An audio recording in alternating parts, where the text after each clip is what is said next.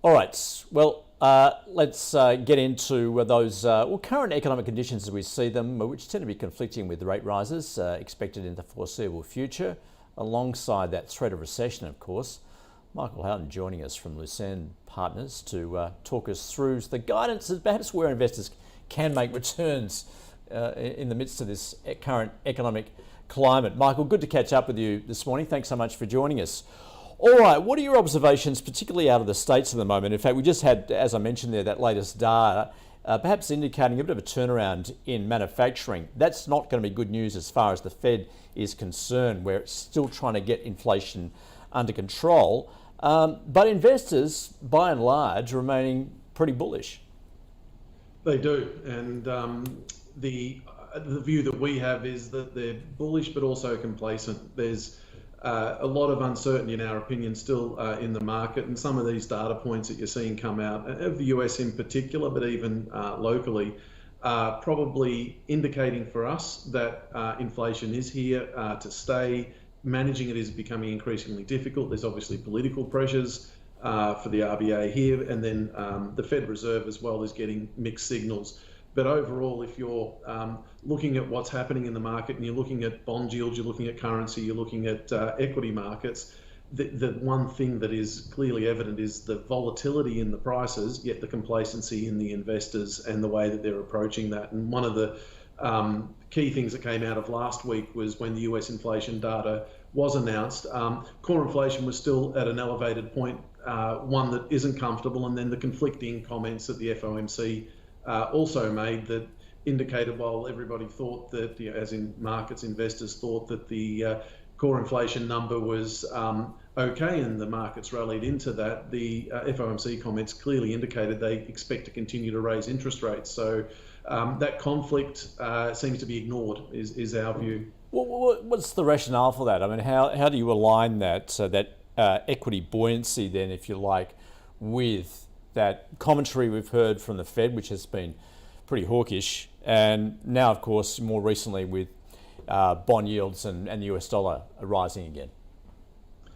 Yeah, we've taken the view that bond yields in particular are probably where a lot of the volatility exists in markets, and that's a much deeper, much larger market than equity markets as well. And when you have, I think in the last couple of weeks of March, you had something like 4 standard deviation move in the 2-year bond yield. I think it improved in value by about 72 points in the space of a week.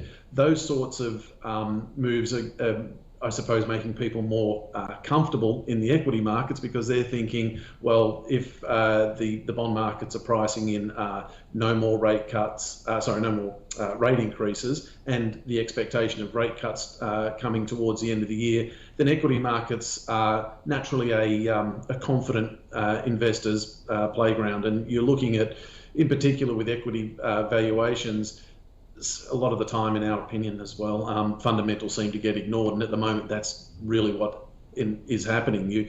We're expecting some pretty bleak earnings numbers to come out of the US for the March quarter. We don't see how the current valuations are supported by the fundamentals that not only exist presently but are expected to transpire once those earnings are announced.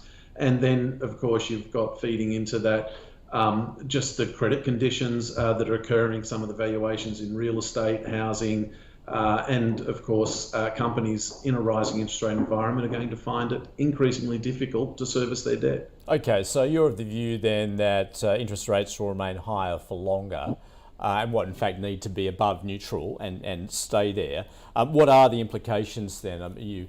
Particularly for the equity market, but also, I guess, those flow-on effects with those tightening credit conditions. Particularly, there's concern about how this is going to play out with commercial real estate. Yeah, so there's a few points in there, and I think I'll start with the commercial real estate market in particular, because that's where the yield on a commercial property at the moment is less than what you're likely to get if you're an investor just putting your money into cash. So there has to be a rebalance in that space. The other issue that comes from that, and touching on the tightening of credit conditions, is the fact that corporates are struggling. Cash flow is slowing. The ability for them to meet their interest servicing costs is going to become increasingly difficult because rates are being increased by lenders.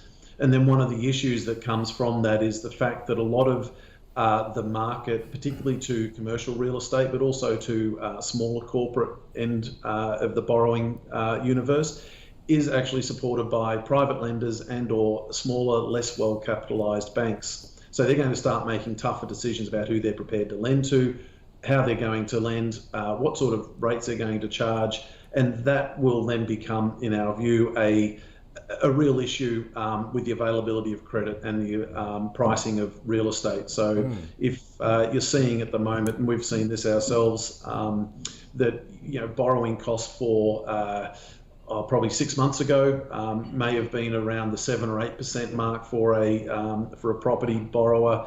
Now you're looking at 11, 12% for a property borrower. That sort of gap up in credit spreads is going to become increasingly difficult for a lot of those less well-capitalised borrowers to be able to support. And we've seen that in the construction industry, which in Australia is getting devastated at the moment.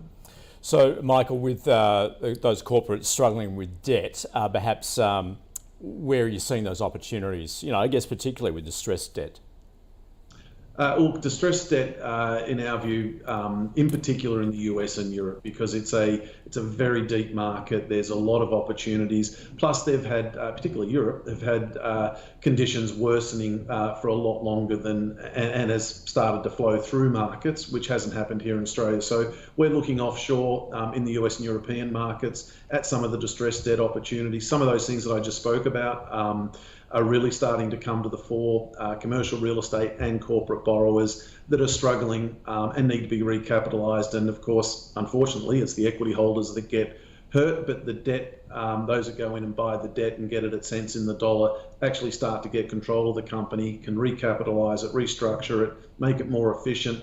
Most of the time, these companies have okay cash flows. It's just that their borrowing costs are starting to hurt them, and you just need to press pause, restructure. The other reason, of course, is in the US in particular, they have a much more friendly environment for doing that with the bankruptcy laws that they have. Michael, almost out of time, but how important is it to have exposure with in alternative investments? And in that case, where are you looking? Yeah. Well, we're very much of the view, because we run an alternative investments fund, that alternatives do provide a very low correlated, low volatility, steady return profile and an absolute return profile. And at the moment, we're, aside from the distressed debt that I just mentioned, we're also very active in looking for ways that you can invest using alternatives to get that absolute return with low volatility. So that's including shorting equity markets, volatility, which is something that we're looking at participating in different ways. Credit spreads are also another opportunity that we see that'll unfold to participate in those markets. Resources still very positive there, particularly in the new battery minerals, rare earths. Gold still reasonably bullish on that, and probably there is opportunities too to participate in debt as well, just depending on how you assess your borrowers.